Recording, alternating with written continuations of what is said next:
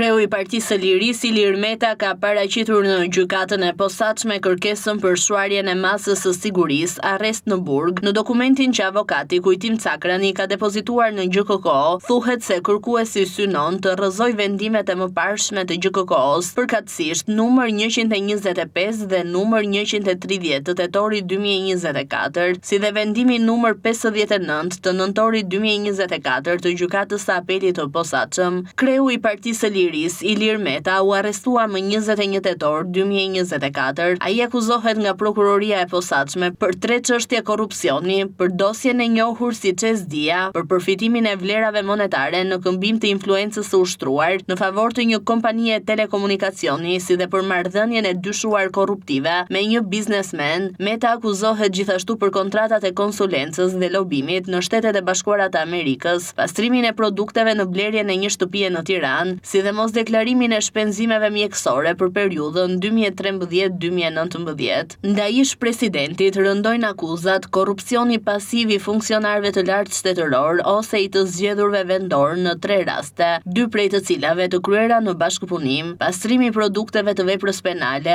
ose veprimtarisë kriminale e kryer në bashkëpunim, refuzimi për deklarim, mos deklarimi, fshehja ose deklarimi i rremi pasurive, interesave private të personave të zgjedhur dhe nënpunësve civil ose i çdo personi tjetër që ka detyrimin ligjor për deklarim.